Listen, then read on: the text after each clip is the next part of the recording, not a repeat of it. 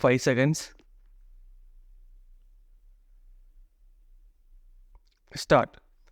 மாண்புமிகு பேரவை தலைவர் அவர்களே, இன்று நடைபெறுகிற விவாதம் மின்சார வாரியத்தின் நிதிநிலை அறிக்கை மீதானதாகும். இந்த விவாதத்தில் நான் பங்கேற்று பேசுவதற்கு வாய்ப்பளித்ததற்காக தலைவர் அவர்களுக்கு என் நன்றி கலந்த வணக்கத்தை முதற்கண் தெரிவித்துக் கொள்கிறேன். மின்சார வாரியம் நல்ல முறையில் பணியாற்றி வருவதற்கு காரணமாயிருக்கிற மாண்புமிகு அமைச்சர் அவர்களையும் அந்த துறையில் பணியாற்றி வரும் பணியாளர்களையும் நான் பாராட்ட கடமைப்பட்டிருக்கிறேன் என்பதை கூறிக்கொள்ள விரும்புகிறேன்.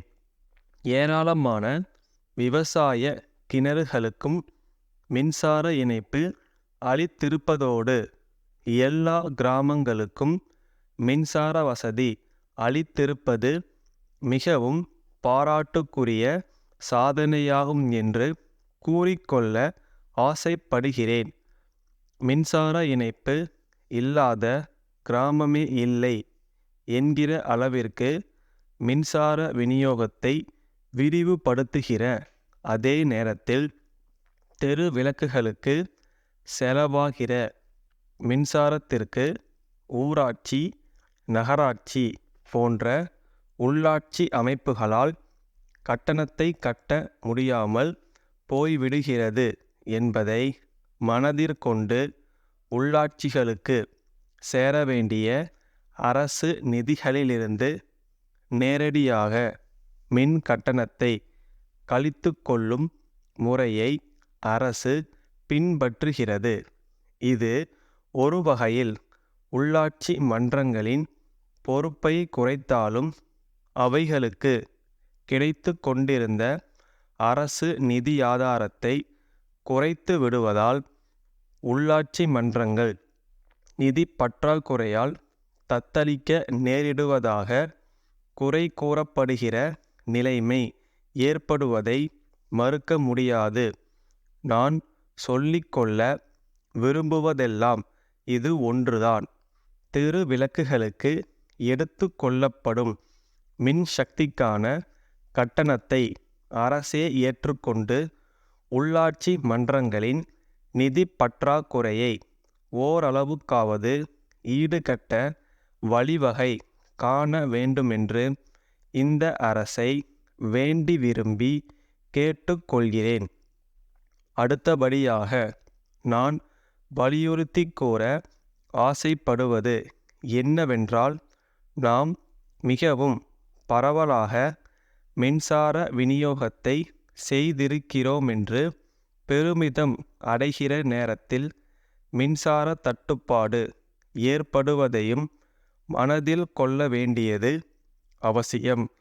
உற்பத்தியாகிற மின் சக்தியை விட அதிகமான தேவை ஏற்படும்போது பற்றாக்குறை ஏற்படத்தான் செய்யும். அப்படிப்பட்ட நிலை உண்டாகிற சமயத்தில் மின்சார உற்பத்தியை பெருக்கக்கூடிய வகையில் புதிய மின் உற்பத்தி திட்டங்களை உடனுக்குடன் வகுத்து விரைவில் நிறைவேற்ற வேண்டுமென்று எடுத்துக்கூற பெரிதும் விளைகிறேன். மழையை நம்பியிருக்கும் புனல் மின்சாரத்தையும் நிலக்கரியை நம்பியிருக்கும் அனல் மின்சாரத்தையும் பெரிய அளவில் சார்ந்திருக்காமல் சூரிய ஒளியிலிருந்தும் காற்றாலைகளிலிருந்தும் மின்சார சக்தியை உற்பத்தி செய்ய மேலும் அதிகமான அளவில் முயற்சி மேற்கொள்ள வேண்டியது அத்தியாவசியமானதாகும் என்பதை இந்த நேரத்தில் குறிப்பிட்டு கூற பிரியப்படுகிறேன். இதனால் ஏற்படுகிற நிதிச் சுமையை காட்டிலும் மின் பற்றாக்குறையால் ஏற்படுகிற கஷ்ட நஷ்டம் அதிகம் என்பதை மறக்கக்கூடாதென்று சொல்லிக்கொள்ள விரும்புகிறேன். இந்த விவாதத்தில் பேச வாய்ப்பு அளித்ததற்கு மிக்க நன்றி. மதுரை வட்டாட்சியர். மதுரை மாவட்ட ஆட்சியருக்கு எழுதிய கடிதம். ஐயா, தாங்கள் கேட்டுள்ள விவரங்களுக்கு எனது அறிக்கையை அனுப்புவதில் நேர்ந்த கால தாமதத்திற்கு வருந்துகிறேன். இடையில் தேர்தல் பணிகள் வந்துவிட்டதால் தேவையான தகவல்களைப் பெற இயலாமல் போனதுதான் தாமதத்திற்கான காரணம். குறிப்பிட்ட பகுதியில் சற்றேறக்குறைய 100 குடும்பத்தினர் பல ஆண்டு காலமாக குடியிருந்து வருகிறார்கள். குடிசைகள் மட்டுமல்லாமல் செங்கற்களாலான சுவர்கள் கட்டி நிரந்தரமான கட்டிடங்களும் அமைத்துக்கொண்டு வாழ்ந்து வருகிறார்கள். அவர்கள் தங்களுக்கு பட்டா வழங்க வேண்டுமென்று பலமுறை கோரிக்கை வைத்துள்ளதாக தெரிகிறது. தங்கள் கட்டிடங்களுக்கு மின் இணைப்பும் பெற்று இருக்கிறார்கள்.